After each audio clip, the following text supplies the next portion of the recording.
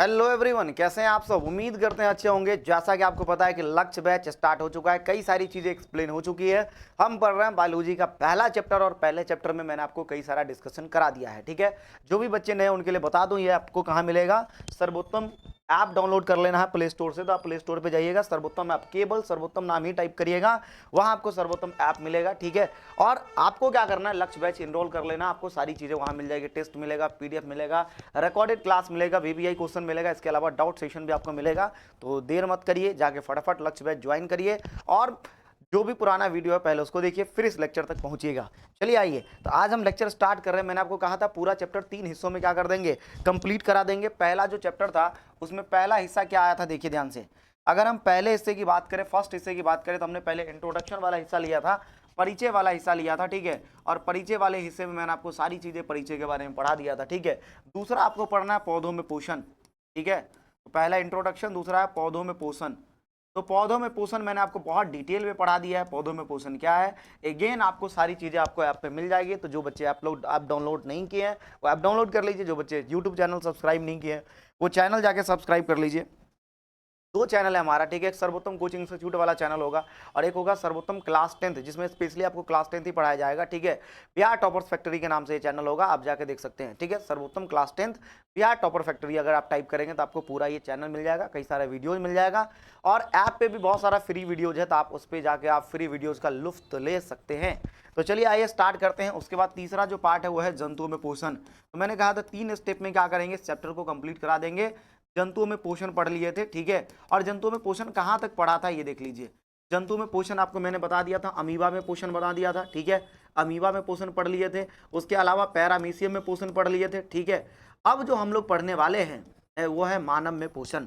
ठीक है, और मानव में जो पोषण होता है उसके बारे में चर्चा अभी हम बहुत डिटेल में करने वाले हैं, बहुत सारी चीजें आपको बताने वाले हैं मानव में पोषण के बारे में। तो आइए सबसे पहले बिना देर किए हुए स्टार्ट करते हैं मानव में पोषण। तो आइए ध्यान से सुनिएगा, मानव में पोषण स्टार्ट करते हैं। तो अगर हम मानव में पोषण की बात करें, ठीक है, तो मानव में पोषण यानी कि मानव को भोजन की प्राप्ति होती है। ठीक है, इस प्रक्रिया को पोषण कहते हैं। और पोषण केवल भोजन की प्राप्ति नहीं, उसका उपयोग भी किया जाता है शरीर के द्वारा। तो हमारा शरीर किस प्रकार से उपयोग करता है, उसके लिए हमारे शरीर में एक विशेष प्रकार का अंग तंत्र दिया गया है। तो मानव में पोषण के लिए एक विशेष प्रकार का अंग तंत्र दिया गया है, जिसे हम कहते हैं पाचन तंत्र। ध्यान से सुनिए कि मानव में पोषण के लिए एक विशेष प्रकार का अंग तंत्र दिया गया, जिसे हम क्या कहते हैं, पाचन तंत्र कहते हैं। और पाचन तंत्र के द्वारा ही क्या होता है, मानव में पोषण होता है। इतनी बातें अगर आपको समझ में आती है तो अच्छी बात है। अब मानव के बारे में क्या कहना है कि मानव एक अति विकसित प्राणी संपोषी जीव है। इसमें पोषण की विधि कैसी पाई जाती है, तो आइए इनके बारे में देख लेते हैं। मानव क्या है भैया, मानव जो है, मानव, दानव नहीं, मानव। तुम क्या हो, दानव या मानव। मानव जो है अति विकसित प्राणी संपोषी जीव है ना, अति विकसित, अति विकसित, बहुत ज्यादा डेवलप। ठीक है, अति विकसित प्राणी संपोषी जीव है। प्राणी संपोषी जीव क्यों कहते हैं, क्योंकि इसमें पोषण की जो विधि है वो प्राणी संपोषण है, प्राणी संपोषी जीव है ना, या प्राणी संभोजी जीव है, भोजी नहीं, भोजी, प्राणी संपोषी जीव है। मानव के बारे में लिख रहे हैं। ठीक है, दूसरा पॉइंट मानव के बारे में ये लिखना है कि इनमें जो पोषण की विधि होती है, तो पोषण की जो विधि है इसमें, ठीक है, पोषण की विधि, उस पोषण की विधि का नाम है प्राणी संपोषण। इसमें जो पोषण की विधि पाई जाती है वो है प्राणी संपोषण। ध्यान से सुन लीजिए, पोषण की विधि क्या है, प्राणी संपोषण। इतनी बातें याद रहेगी। तो मानव में पोषण की विधि क्या है, प्राणी संपोषण। इसके अलावा है ना, मानव हो गया, गाय, भेड़, बकरी, इन सब के अंदर भी आपको प्राणी संपोषण की विधि ही पाई जाती है पोषण के लिए। ठीक है, और उन सबको भी हम प्राणी संपोषी जीव ही कहते हैं। और अगर इसके बारे में बात करें तो जो प्राणी संपोषण की प्रक्रिया होती है निम्नलिखित 5 चरणों में समाप्त होती है। कितने चरणों में, 5 चरणों में समाप्त होती है। तो मानव में भी पोषण कितने चरणों में समाप्त होगा, 5 चरणों में समाप्त होगा। उन चरणों को हम इस प्रकार से समझते हैं। चलिए, सबसे पहला चरण है जिसका नाम है अंतर्ग्रहण। ठीक है, अंतर्ग्रहण, पहले चरण का नाम है अंतर्ग्रहण, जिसको कहते हैं इंजेशन। इंजेशन, इजेशन मत कह देना, इन मतलब होता है अंदर, जेशन मतलब ग्रहण करना। ठीक है, तो भोजन को अंदर ग्रहण करना क्या कहलाता है, अंतर्ग्रहण कहलाता है। उसके बाद है पाचन, भोजन को सरल रूप में परिवर्तित करना क्या कहलाता है, पाचन, जिसको अंग्रेजी में हम कहते हैं डाइजेशन। क्या कहते हैं अंग्रेजी में, डाइजेशन। तीसरी चीज है उसका नाम है अवशोषण। ठीक है, तो भोजन को जो छोटी आंत है, छोटी आंत में क्या होती है, कई सारी उंगली नुमा संरचना पाई जाती है, जिसको दीर्घरोम या रसांकुर कहते हैं, या माइक्रोविलाई के नाम से भी आता है। तीनों नाम आ सकता है एग्जाम में, माइक्रोविलाई भी आ सकता है, दीर्घरोम भी आ सकता है, और है ना रसांकुर भी आ सकता है, तीनों। ठीक है, तो अवशोषण क्या होता है, छोटी आंत में कई सारे उंगली नुमा संरचना पाई जाती है जो भोजन के अवशोषण में मदद करता है। ठीक है, अब ये जो अवशोषण है वो अवशोषित भोजन कहाँ चले जाते हैं, रक्त में। ठीक है, तो अवशोषण, तो ये जो अवशोषण हो रहा है, ठीक है, इसको बोलते हैं अंग्रेजी में एब्जॉर्प्शन। एब्जॉर्प्शन अपने अंदर समा लेना, ये एब्जॉर्प्शन कहलाता है। जैसे शर्ट पे पानी डालते हो तो शर्ट क्या करती है, पानी को सोख लेती है, ठीक उसी प्रकार जो रसांकुर है वो जो भोज्य पदार्थ है या फिर जो हम कहते हैं पोषक तत्व है उसको हम अंदर क्या करती है, भोजन से निकाल कर अवशोषित कर लेती है, इसी प्रक्रिया सोख लेती है, समा लेती है, अपने अंदर खींच लेती है, इसी को अवशोषण कहते हैं। उसके बाद है स्वांगीकरण, ये जो रक्त के द्वारा भोजन है कोशिकाओं में जाके जमा हो जाता है, इस प्रक्रिया को बोलते हैं स्वांगीकरण, दैट इज कॉल्ड एसिमिलेशन। तो उसको हम कहेंगे एसिमिलेशन अंग्रेजी में, ध्यान से सुनते जाइएगा बस, ठीक है। अगला जो स्टेप है जिसको हम कहते हैं बहिष्करण, तो अगले स्टेप का नाम है बहिष्करण, जिसको कहते हैं इजेशन। हमारे शरीर से जो अवशिष्ट पदार्थ है जिसको मल कहते हैं वो हमारे शरीर से बाहर निकल जाता है, उसी प्रक्रिया को बोलते हैं इजेशन, ठीक है, इजेशन। आइए, तो ये मानव में पोषण 5 चरणों में क्या हो गया, समाप्त हो गया। तो मानव में पोषण के लिए पाचन तंत्र पाया जाता है, और ध्यान से सुन लीजिए, पोषण की विधि प्राणी संपोषण होती है, और निम्नलिखित 5 चरणों में मानव में पोषण समाप्त होता है। अगर मैं इसी बात को थोड़ा डिटेल में एक्सप्लेनेशन दूं तो ये हमारे पास क्या है ना, पाचन तंत्र का एक हिस्सा जिसको हम कहते हैं आहार नाल, ठीक है, और इसकी शुरुआत होती है मुख से या मुख गुहा से, ठीक है, मुख बोलिए या मुख गुहा बोलिए, आगे जाकर मुख और मुख गुहा में अंतर मैं आपको बताऊंगा, ठीक है, दोनों अलग अलग चीजें, और ये गुदा है, ठीक है, ये आपका गुदा है। तो मानव के आहार नाल में या पाचन तंत्र बोल दीजिए, अभी आपको आहार नाल के बारे में नहीं पता होगा, तो मानव के पाचन तंत्र में या आहार नाल में दो ओपनिंग होती है, एक आगे वाला ओपनिंग, एक पीछे वाला ओपनिंग। आगे वाले ओपनिंग को, आगे वाले छिद्र को हम मुख गुहा कहते हैं, ठीक है, और जो पीछे वाला छिद्र है उसे हम क्या कहते हैं, गुदा कहते हैं, एनस कहते हैं, जिसके द्वारा अवशिष्ट पदार्थ बॉडी से बाहर निकलता है। तो सबसे पहले क्या होगा, जैसे ये भोजन है तो भोजन को क्या करेगा, मुख गुहा के अंदर ग्रहण किया जाता है, इस प्रक्रिया को हम क्या कहते हैं, अंतर्ग्रहण करते हैं। तो ये पहला प्रक्रिया क्या कहलाएगा, अंतर्ग्रहण, नंबर 1 दिया है इसको, ठीक है। उसके बाद जैसे ही भोजन का अंतर्ग्रहण हुआ तो पाचन तंत्र क्या करेगा, पाचन तंत्र में जो अलग अलग अंग है या आहार नाल के जो अलग अलग अंग है वो क्या करेगा, भोजन का पाचन, और छोटी आंत के द्वारा भोजन का पाचन क्या किया जाता है, पूरा कर दिया जाता है। अब ये जो पचा हुआ भोजन है, तो दूसरे स्टेप में पाचन हुआ, पचा हुआ भोजन कहाँ चला जाएगा, रक्त वाहिनी में। तो ये जो पचा हुआ भोजन है उसको क्या करती है, रसांकुर, या तो आप रसांकुर कहिए या तो माइक्रोविलाई कहिए या फिर दीर्घ रोम कहिए, एक ही बात है। ये क्या करता है, ये जो छोटी आंत में उंगली नुमा संरचना पाई जाती है, तो छोटी आंत में जो इस तरह से उंगली नुमा संरचना पाई जाती है इसी को हम कहते हैं रसांकुर। और ये रसांकुर क्या करता है, पाचित भोजन को, है ना, रक्त केशिकाओं में स्थानांतरित कर देता है, रक्त में प्रवाहित कर देता है, और ये भोजन जो है ना रक्त में आ गया, कहाँ आ गया, रक्त में, ठीक है। इस प्रक्रिया को हम कहते हैं अवशोषण, इस प्रक्रिया को हम कहते हैं अवशोषण, ठीक है। तो रसांकुर क्या करता है, जो छोटी आंत में भोजन है उसको अवशोषित कर रक्त में स्थानांतरित कर देता है, रक्त में प्रवाहित कर देता है, इसी प्रक्रिया को अवशोषण कहते हैं। अब ये जो रक्त है, रक्त से भोजन कहाँ चला जाएगा, कोशिकाओं में, और ये जो रक्त से भोजन कोशिकाओं में जाकर जमा हो जाता है, ठीक है, कोशिकाओं में भोजन जाकर जमा हो गया, इस प्रक्रिया को कहेंगे स्वांगीकरण।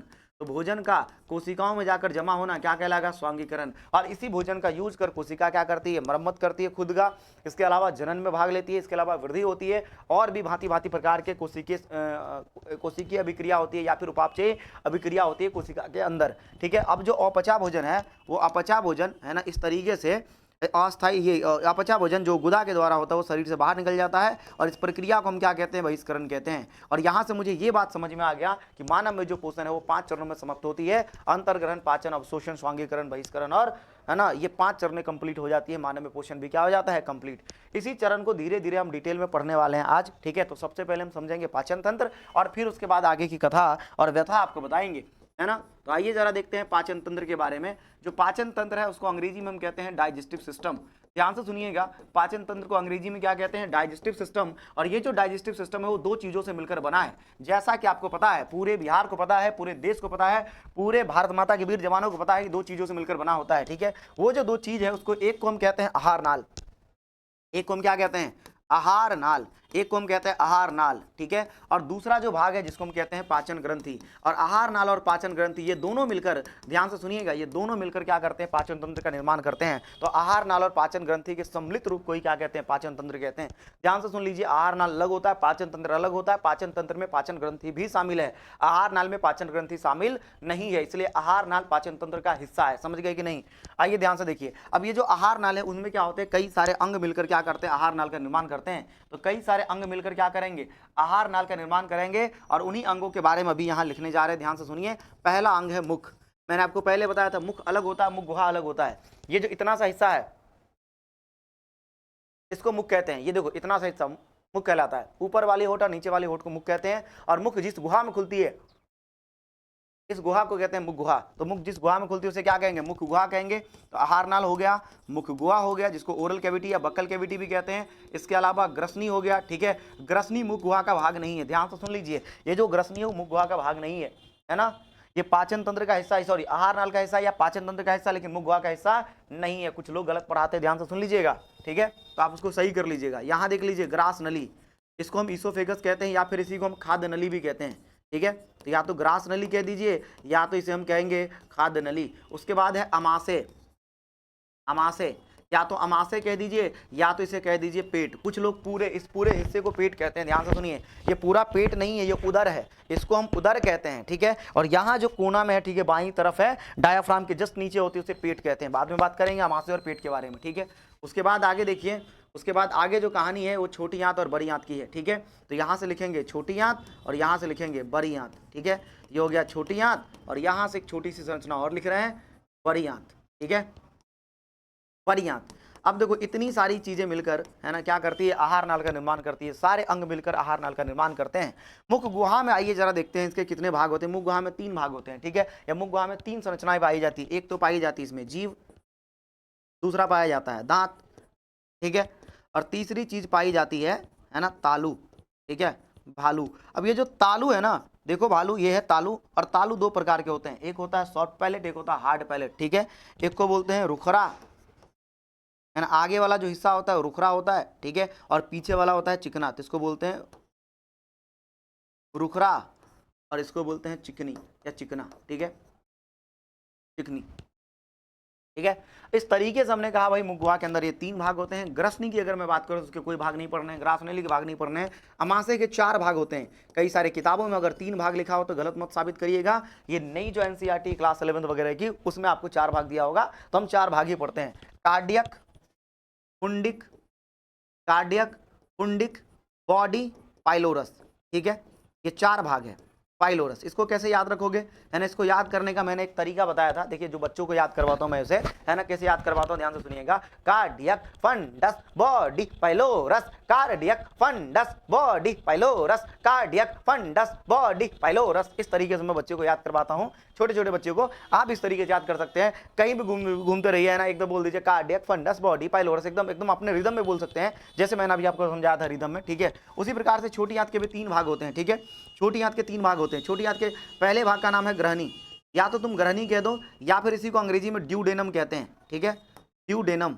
या तो ग्रहणी कह दो या तो ड्यूडेनम कह दो, ठीक है, अंग्रेजी नाम है ड्यूडेनम, ड्यूडेनम, ठीक है। और अंग्रेजी नाम ही आसान होता है इसको याद करने में, ड्यूडेनम, जेजुनम, इलियम, ठीक है। तो दूसरा भाग है जेजुनम, जेजुनम, और तीसरा भाग है इलियम। इसको कैसे याद रखोगे, है ना, ड्यूडेनम, जेजुनम, इलियम, तो ऐसे याद रखिएगा, ठीक है ना। तो एकदम आसानी से याद कर सकते हैं। बड़ी आंत के भी 3 भाग होते हैं, जरा देखिए ध्यान से। बड़ी आंत के जो भाग होते हैं उनके क्या क्या नाम है। बड़ी आंत के जो भाग है उसका नाम है सीकम। तो पहला जो हिस्सा है उसका नाम सीकम है। दूसरा हिस्सा है कोलन, ठीक है, ये मेन भाग है कोलन, जिनमें जल का पुनः अवशोषण होता है, छोटी आंत में भोजन का पाचन समाप्त हो जाता है। और उसके बाद है मलाशय, ठीक है, जिसमें मल क्या होता है, जमा रहता है। ये 3 भाग है, 3 भाग है किसके, बड़ी आंत के, ठीक है। इतनी बातें क्लियर है। तो ये मैंने कुछ आहार नाल का हिस्सा बताया था। पाचन ग्रंथि में देखो कौन कौन सी ग्रंथि पढ़नी है। सबसे पहले अगर देखिए बक्कल कैविटी में, मुख गुहा के आसपास, मुख गुहा में नहीं, कई सारे लोग फिर गलत बताएंगे आपको कि मुख गुहा में लार ग्रंथि पाई जाती है, बिल्कुल नहीं। सवाल भी बोर्ड में ऐसा ही पूछा जाता है कि मुख में कौन सी ग्रंथि, मुख गुहा में कौन सी ग्रंथि पाई जाती है, तो बिल्कुल गलत है। मुख गुहा में कौन सी ग्रंथि खुलती है, ये अगर सवाल होता तो बिल्कुल सही होता। तो मुख गुहा के आसपास जो ग्रंथि पाई जाती है उसे लार ग्रंथि कहते हैं, ठीक है। अगर सवाल ऐसा है कि कौन सी ग्रंथि पाई जाती है तो आपको आंसर तो यही लगाना है, लार ग्रंथि लगाना है, लेकिन टेक्निकली वो सवाल क्या है, गलत है। चलिए आइए, लार ग्रंथि के बाद आ गया भाई, नीचे आओगे तो कोई ग्रंथि नहीं है, कोई ग्रंथि नहीं है। अब आ जाओ टंकी में। टंकी में जैसे आओगे तो एक ग्रंथि होती है जिसको बोलते हैं जठर ग्रंथि। क्या कहते हैं, जठर ग्रंथि। और जठर ग्रंथि के बाद इधर जैसे इस तरफ आओगे तो एक और बड़ी ग्रंथि दिखेगी, मानव शरीर की सबसे बड़ी ग्रंथि, जिसको हम कहते हैं यकृत, ठीक है। उसके बाद यहाँ अमाशय और छोटी आंत के बीच में ग्रंथि पाई जाती है जिसको हम कहते हैं अग्न्याशय। अग्न्याशय पत्ती की जैसी होती है और ये मानव शरीर की दूसरी सबसे बड़ी ग्रंथि है, ठीक है। अगला जो हिस्सा है, अगले हिस्से का नाम है, छोटी आंत में भी ग्रंथि पाई जाती है जिसको बोलते हैं आंतीय ग्रंथि, ठीक है। अब ये सभी मिलकर पूरा का पूरा, अगर तुम पूरा ये नाम जितना नाम बोर्ड पे लिखा हुआ है, ठीक है, मुख गुहा से लेकर के बड़ी आंत तक और लार ग्रंथि से लेकर अगर आत्तीय ग्रंथि तक, ये सभी के सभी क्या है, पाचन तंत्र का हिस्सा है। तो आपको पाचन तंत्र के बारे में क्लियरली समझ में आ रहा होगा कि हमने किस तरीके से डिवाइड किया है। तो आहार नाल और पाचन तंत्र, ये दोनों, पाचन ग्रंथि, ये दोनों मिलकर क्या करते हैं, पाचन तंत्र का निर्माण करते हैं। अगर इतनी बातें क्लियर है तो हम सबसे पहले क्या करेंगे, आहार नाल के बारे में पढ़ेंगे, और फिर हम आहार नाल कंप्लीट होगा तब हम पाचन ग्रंथि के बारे में पढ़ेंगे। हमारा पैटर्न, हमारा तरीका बिल्कुल अलग है, मैंने सीक्वेंस अलग बना रखा, मेरा खुद का सीक्वेंस है, और इस सीक्वेंस से अगर आप चीज़ों को पढ़ते हैं तो आपको बेहतर तरीके से समझ में आएगा। ठीक है, तो आइए आहार नाल की बात करते हैं। अगर हम आहार नाल की बात करें, ठीक है, जिसको हम कहते हैं एलिमेंट्री कैनाल, ठीक है, तो आहार नाल को हम राजा बेटा क्या कहेंगे, एलिमेंट्री कैनाल, है ना भाई साहब, क्या कहेंगे, एलिमेंट्री कैनाल कहते हैं। ठीक है, नाम से ही समझ में आ रहा, आहार नाल मतलब होता है नली, तो ये भोजन के लिए नली दी गई है, भोजन के पाचन के लिए नली दी गई है। ठीक है, तो ये पूरा एक नली नुमा संरचना है। तो आहार नाल कैसी संरचना है, नली नुमा संरचना है। ठीक है, इसलिए इसका नाम रखा गया आहार नाल। पहली बात, ये नली नुमा है। ठीक है, ये नली नुमा है और लंबी भी है, मुख से लेकर के, मुख गुहा से लेकर के बड़ी आंत तक देखेंगे पूरा एक ट्यूबुलर स्ट्रक्चर ही है ना। तो नली नुमा है, लंबी है। कितनी लंबी है अभी थोड़ी देर के बाद पता चल जाएगा। ठीक है, 8 से 10 मीटर लंबी होती है। तो ये नलीनुमा है, लंबी है, साथ ही साथ मांस की बनी है, तो क्यों लेंगे, मांसल है ना, मांसल है ना। और कई जगहों पे कुंडलित होती है, जैसे कुंडलित भी बोल सकते हैं। ठीक है, तो कुंडलित संरचना है।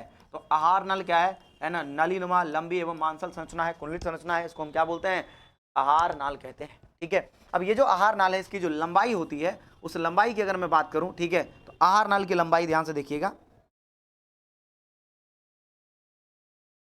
आहार नाल की लंबाई देखिए ध्यान से। अगर हम आहार नाल की लंबाई की बात करें, ओ हो, लंबाई की बात करें तो लंबाई से सवाल आता है 8 से 10 मीटर। अब देखो, एक बार क्या है कि मैंने बच्चे में, मतलब बहुत पहले जब मैं पढ़ा रहा था, ठीक है, तो मैंने ऐसे लिख दिया बच्चे को, ठीक है, कि आहार नाल की लंबाई 8 से 10 मीटर होती है। ठीक है, बच्चा याद भी कर लिया। अगले दिन आया तो हम पूछे कि भैया बताओ आहार नाल की लंबाई कहते हैं, पहले मैंने पूछा कि याद है, तो बोला हाँ सर याद है, बिल्कुल याद है, पूरा याद है, आप पूछ लो। हम बोले ठीक है, बताओ आहार नाल की लंबाई क्या होती है। वो बच्चा एकदम पूरे कॉन्फिडेंस में खड़ा होकर बोलता है, सर आहार नाल की लंबाई 8 माइनस 10 मीटर होती है। बोले हाँ बेटा, लंबाई तो कभी माइनस में होती नहीं है, तुमने -2 मीटर आहार नाल की लंबाई बता दी, क्या बात है भैया। तो उस दिन से मैं ऐसे नहीं लिखता हूँ, इसको यहाँ से हटा के 8 से 10 मीटर में ऐसे लिखता हूँ। ठीक है, तो आपको याद होना चाहिए 8 से 10 मीटर क्या होता है। ठीक है, ये लंबाई होती है। क्लियर है बात, 8 से 10 मीटर क्या होती है, लंबाई होती है। ठीक है, चलिए इतनी बातें क्लियर है। मैं बार बार स्क्रीन की तरफ इसलिए देखता हूँ, ठीक है, ये चीज़ें क्लियरली दिख रही कि नहीं, और साउंड वगैरह क्लियरली आ रहा है कि नहीं। ठीक है, नहीं तो फिर क्या होता है, कई बार ऐसे होता है कि हम 1.5 घंटा रिकॉर्डिंग कर दिए, ठीक है, पता चला साउंड ही नहीं गया। ठीक है, ऐसे कई बार होता है। ठीक है, अभी तकरीबन 11:30 बज रहे हैं, ठीक है, लेकिन फिर भी रिकॉर्डिंग क्या है, जारी है। तो बहुत रात भर रिकॉर्डिंग करते हैं, कई बार ऐसा होता है कि साउंड ही नहीं गया, तो ऐसे होते रहते हैं। चलिए आइए ध्यान सुनिए। तो लंबाई की अगर मैं बात करूं तो लंबाई मैंने आपको बता दिया 8 से 10 मीटर होती है। ठीक है, और अगर आहार नाल का आरंभ की बात करें तो आहार नाल का आरंभ कहां से होता है, आरंभ होता है मुख से या मुख गुहा से। ठीक है, मुख बोलिए या मुख गुहा बोलिए, दोनों में अंतर मैंने आपको बता दिया, दोनों अलग अलग है। ठीक है, बस सवाल अगर मुख नहीं दिया होगा ऑप्शन में तो मुख गुहा जरूर दिया होगा। ठीक है, और इसका जो अंत है ना, कहते हैं जो अंत है वो गुदा में होता है। ठीक है, अंत होता है गुदा में, एनस में। तो आहार नाल का आरंभ मुखवा से और अंत होता है गुदा में, एनस में होता है। इतनी बातें क्लियर है। ठीक है, अगर आहार नाल के बारे में और चर्चा किया जाए तो जो हमारा आहार नाल होता है, ठीक है, वो तो ठीक है कि 8 से 10 मीटर लंबी होती है, लेकिन अगर किसी और पशु के आहार नाल की बात करें तो उसके आहार नाल की लंबाई अलग अलग हो सकती है। लेकिन अपने क्लास में मानव के आहार नाल के बारे में ही पढ़ना है, तो हम मानव के आहार नाल के बारे में ही बात करेंगे। चलिए आगे। तो आहार नाल में कौन कौन से अंग भाग लेते हैं, तो आहार नाल में निम्नलिखित अंग भाग लेते हैं। पहला जो अंग है ना, कौन कौन से अंग भाग लेते हैं, तो पहला जो अंग है मैंने अभी बताया था, मुख के बारे में बताया था, मुख गुहा के बारे में बताया था। ठीक है, और मैंने पूरी बात मैंने वहाँ लिख दी है ना, आगे आप लिख लीजिएगा। ठीक है, मुख गुहा हो गया, है ना, उसके बाद ग्रसनी हो गया, ग्रासनली हो गया, अमाशय हो गया, छोटी आंत हो गया और बड़ी आंत, ये सारे अंग मिलकर क्या करते हैं, आहार नाल का निर्माण करते हैं। ये बात आप क्या करिएगा, नोटिस कर लीजिएगा, लिख लीजिएगा। ठीक है, तो सबसे पहले हम बात कर रहे हैं, है ना, पहला जो हिस्सा है वो मुख वाला है। ठीक है, मुख है, इसको हम माउथ कहते हैं। ठीक है, माउथ कहते हैं। होता क्या है, ध्यान से सुनिए, ये जो बक्कल मुख है, ठीक है, ये मानव के आहार नल का पहला हिस्सा है, लेकिन आपको ऑप्शन में ऐसा नहीं मिलेगा। ठीक है, कहेगा मानव आहार नल का सबसे पहला हिस्सा क्या है, तो मुख गुहा दिया होगा ऑप्शन में, तो आप जरूर मुख गुहा ही लगा के आइएगा। लेकिन कोई दिक्कत वाली बात नहीं, कोई घबराने वाली बात नहीं, मुख अलग होता है, मुख गुहा अलग होता है, मैं आपको सेपरेट करके पढ़ा रहा हूँ। ठीक है, तो मुख क्या है, एक दरार जैसी संरचना है। ठीक है, मुख क्या है, एक दरार जैसी संरचना है। ठीक है, दरार जैसी संरचना है। ठीक है, और ये दो चीजों से मिलकर बनी होती है, दो चीजों से बनी होती है, ठीक है, होंठ से बनी होती है, ठीक है, ये ऊपर वाली होंठ है ना, ऊपर वाली होंठ और नीचे वाली होंठ से बनी होती है, ऊपर वाली होंठ है ना, अपर लिप और लोअर लिप से बनी होती है, ठीक है, ऊपर वाली होंठ और नीचे वाली होंठ से मिलकर बनी होती है, ठीक है।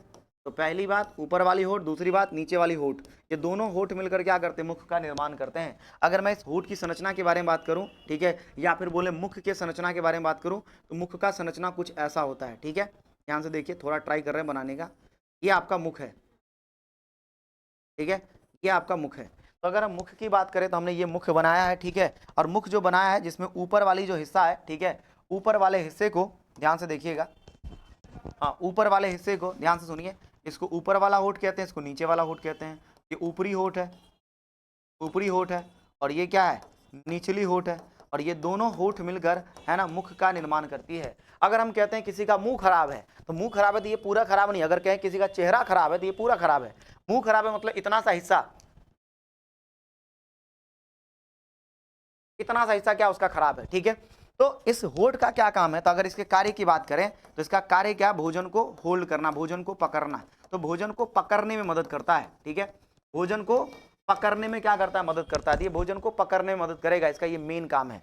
अब अगर देखिए, अगर मैं आपको बताऊं तो नेचर ने होंठ किस लिए दिया था, नेचर ने होंठ दिया था भोजन को पकड़ने के लिए, लेकिन महिलाओं ने फिर क्या किया, इसका दुरुपयोग करना शुरू कर दिया, ठीक है। भोजन को होल्ड, जैसे बिस्किट खाते हो ना, तो बिस्कुट को क्या करते हो तुम, ऐसे होल्ड कर लेते हो होंठ से, लेकिन भैया ऐसा नहीं है, महिलाओं ने इसका दुरुपयोग क्या किया, देखिए ये है ना, महिलाओं ने इसका दुरुपयोग ये कर दिया, दिया था होंठ भगवान किस लिए, भोजन को पकड़ने के लिए, लेकिन महिलाओं ने इसका यूज किसमें करते हैं, पेंटिंग में, ठीक है। तो महिलाओं ने होंठ का यूज किसमें कर दिया, जरा पेंटिंग, ठीक है।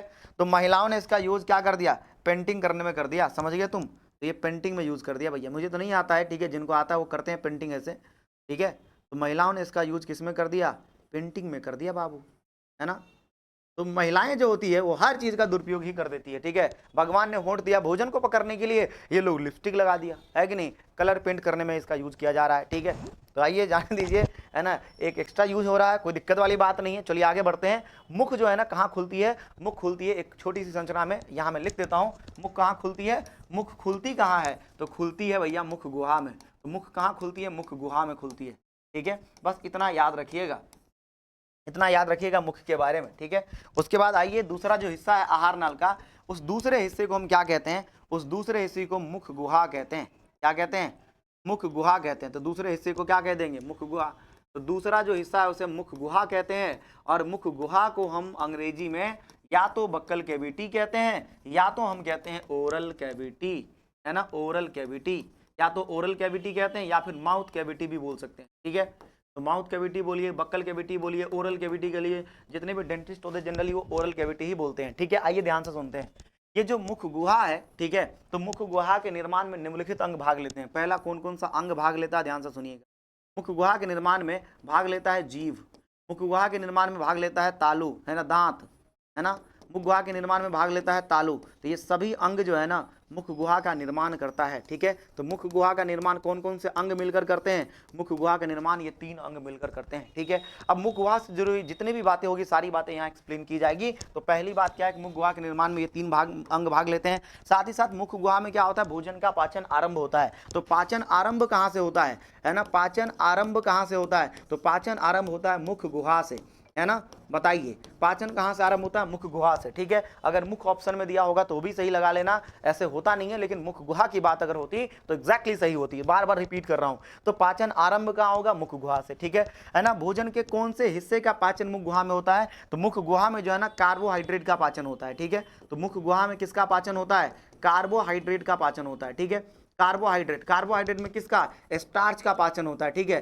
तो कार्बोहाइड्रेट में स्टार्च का पाचन होता है, ठीक है। तो मुख गुहा में किसका पाचन होता है, स्टार्च का पाचन होता है। ये दूसरा सवाल है। तो पहला सवाल ये है, आईएमपी लिख रहा हूं, पहला सवाल ये आईएमपी लिख रहा हूं, ध्यान से सुनिए कि पाचन कहां से शुरू होता है, तो पाचन शुरू होता है मुख गुहा से। पहला सवाल में मैंने आईएमपी लिखा, ठीक है। दूसरा सवाल यहां से है कि किसका पाचन होता है, तो भैया स्टार्च का पाचन होता है, ठीक है। ध्यान से सुनिए, मुख गुहा में एक एंजाइम आता है, एक एंजाइम आता है, उस एंजाइम का नाम है टाइलिन, ठीक है। तो ध्यान से सुनिए मुख गुहा में क्या क्या होता है, जो स्टार्च है, ठीक है, स्टार्च, ठीक है, वो स्टार्च किस में कन्वर्ट हो जाता है, माल माल्टोज में, ठीक है, तो ये माल्टोज में कन्वर्ट हो जाता है। ठीक है, तो स्टार्च किस में कन्वर्ट हो गया, माल्टोज में। कौन करेगा कन्वर्ट, टाइलिन नामक एंजाइम, है ना, टाइलिन, या तो टाइलिन कह दीजिए, या तो इसी को हम कहते हैं एमाइलेज, सिलेबरी एमाइलेज, या तो सिलेबरी एमाइलेज कह दीजिए, है ना। शॉर्ट में लिख देता हूं ऐसे, है ना, ऐसे का मतलब होता है सिलेबरी एमाइलेज। आप हिंदी में भी लिखेगा तो एमाइलेज ही आएगा। तो टाइलिन या सिलेबरी एमाइलेज क्या करता है, स्टार्च को माल्टोज में परिवर्तित कर देता है। और ये जो एंजाइम है उसका पीएच जो है वो तकरीबन 6.8 के करीब होता है, और लार ग्रंथि से स्रावित किया जाता है। किससे, लार ग्रंथि से। तो आपने क्या देखा कि मुख गुहा में स्टार्च का पाचन होता है, स्टार्च किसमें परिवर्तित हो जाता है, माल्टोज में, और तकरीबन 30% स्टार्च का पाचन कहाँ हो जाता है, मुख गुहा में हो जाता है। तो आइए एक सवाल यहाँ से पूछा जाता है कि जब हम रोटी खाते हैं तो हमें हल्का हल्का मीठा क्यों लगता है। जब हम रोटी खाते हैं तो मीठा इसलिए लगता है, ध्यान से सुनिएगा, मीठा इसलिए लगता है क्योंकि रोटी का आंशिक पाचन, मुख गुहा में जो भोजन का आंशिक पाचन यानी कि स्टार्च का पाचन हो जाता है टाइलिन एंजाइम की मदद से, और 30% स्टार्च जो है ना ये पहले ही क्या होता है, मुख गुहा में ही पाचित हो जाता है, जिसके कारण आपको रोटी थोड़ा थोड़ा मीठा लगेगा, ब्रेड आपको थोड़ा थोड़ा मीठा लगेगा। ठीक है, इतनी बातें क्लियर।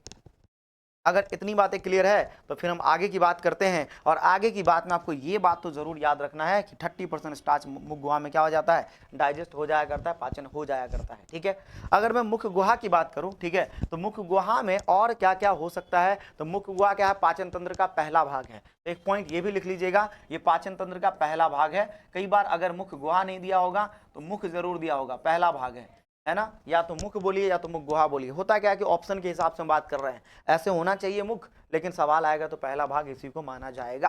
ठीक है, तो ये आहार नाल का पहला हिस्सा है। ठीक है, जहां भोजन का पाचन होता है। क्या यहाँ भोजन का पूरा पाचन होता नहीं, केवल और केवल स्टार्च का पाचन होता है और किसी भी चीज का पाचन नहीं होता है। तो केवल स्टार्च का पाचन होता है यहाँ।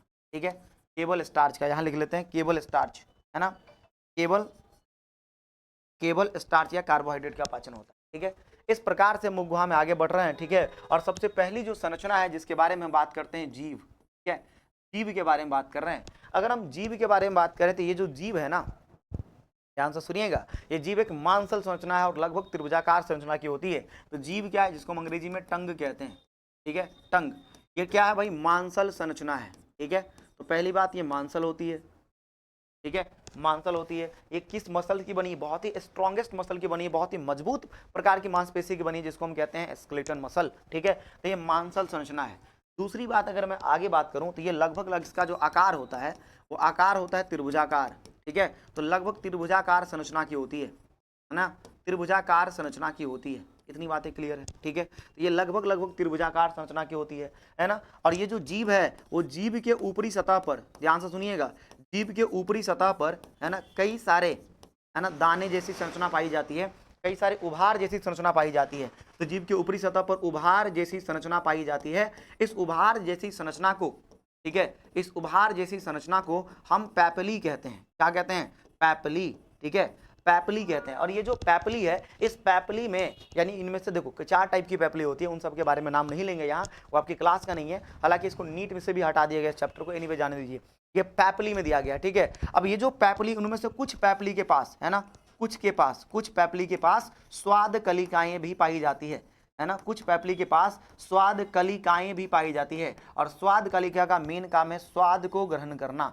किसको ग्रहण करना, स्वाद को ग्रहण करना। तो सवाल ऐसा नहीं आएगा, सवाल आएगा कि मुझे बताइए जीव में से कौन सी संरचना है जिनके कारण हम स्वाद ग्रहण करते हैं, तो उसका आंसर है स्वाद कलिका। तो स्वाद कलिका के ऊपर सवाल आएगा। तो बस इतना आपको याद रखना है, पैपली फैपली आपसे नहीं पूछा जाएगा, बस केवल डिटेल एक्सप्लेनेशन इसलिए करवा दिया जाता है ताकि आपका फाउंडेशन बहुत जबरदस्त हो जाए, पीक लेवल का हो जाए। तो हमने एक सवाल ये भी बता दिया कि स्वाद कलिका का क्या काम है, स्वाद को ग्रहण करना। तो आपसे ये पूछा जाएगा कि जीव में ऐसी कौन सी संरचना है जिसके कारण, है ना, स्वाद ग्रहण किया जाता है, तो आप कहिएगा स्वाद कलिका। ठीक है, और अगर हम जीव के कार्य की बात करें तो जीव के कई सारे काम है। क्या क्या काम है, पहली बात, जीव बोलने में मदद करता है। ठीक है, अगर जीव नहीं होता तुम जीव पकड़ के बोल नहीं पाओगे,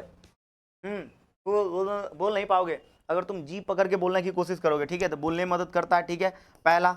दूसरा, जीभ का जो काम है वो स्वाद ग्रहण करना है। ठीक है, जीभ का काम स्वाद ग्रहण करना है। इतना ही नहीं, ये भोजन के यांत्रिक, है ना, यांत्रिक पाचन में मदद करता है। पाचन 2 टाइप का होता है। ठीक है, एक होता है रासायनिक पाचन, एक होता है यांत्रिक पाचन। जैसे मान लो मम्मी का तुम कभी छोलनी देखे हो, तो मान लो सब्जी में पानी मिलाना, तो कैसे मिलाएंगे, मम्मी सब्जी में पानी डालती है और हाथवे से मिला देती है, ऐसा तो नहीं है।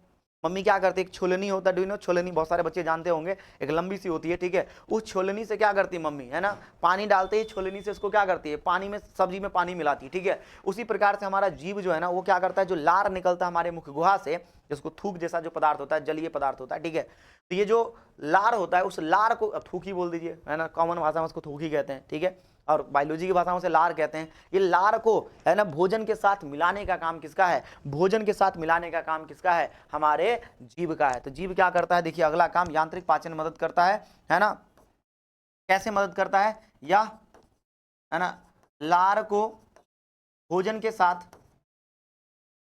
साथ है ना मिश्रित करता है, ठीक है, भोजन के साथ मिश्रित करता है, ये बात आप याद रखिएगा, मिश्रित करता है, ठीक है, मिश्रित करता है। इतना ही नहीं, यह हमें भोजन को निगलने में भी क्या करता है, मदद करता है, ठीक है ना, भोजन को निगलने में भी मदद करता है। इतनी बातें क्लियर है, इतनी बातें क्लियर है। एक चीज ध्यान से सुनिए, यहाँ एक पॉइंट मैं लिख देता हूँ, ठीक है। मुख गुहा में जो भोजन पच जाता है, ठीक है, जैसे मुख गुहा में क्या हो, भोजन को चबाया जाता है दांतों की सहायता से, जीभ क्या करती है, लार के साथ, दांत क्या करता है, भोजन को छोटे छोटे पीस में तोड़ देता है, चबाया जाता है, और जीव क्या करता है, उसमें लार मिला देता है, ठीक है। तो जो मुख गुहा में जो भोजन है, तो मुख गुहा में अगर भोजन चला गया, ठीक है, तो उसे हम कहते हैं बोलस।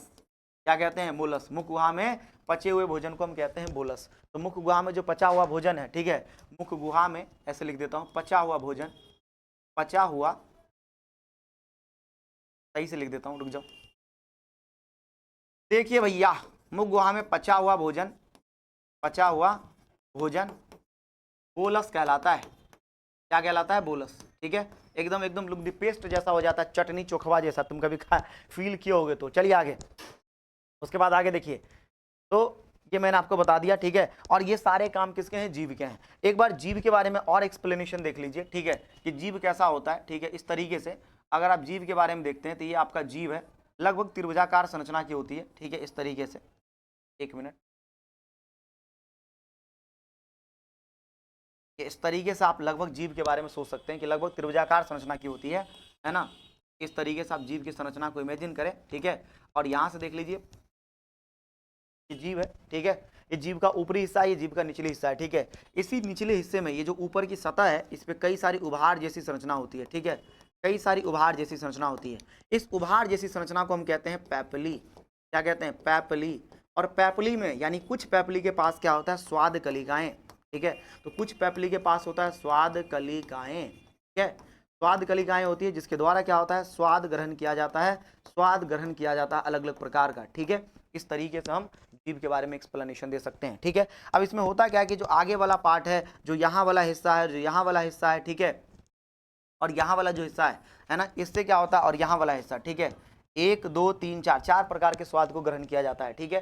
जैसे मान लीजिए ये वाला जो हिस्सा है, ये कड़वा महसूस कराता है, ठीक है, क्या महसूस करवाता है, कड़वा, ठीक है।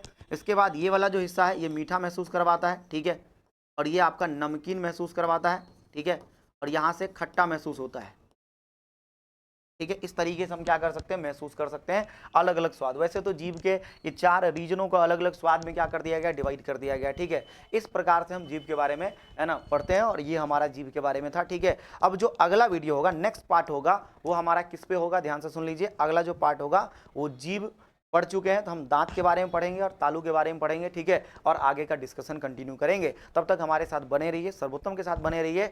All the very best. पढ़ने के लिए मुस्कुराते रहिए, पढ़ते रहिए, मेहनत करते रहिए। टेस्ट नहीं दिए तो जाके टेस्ट भी दे सकते हैं। Thank you so much.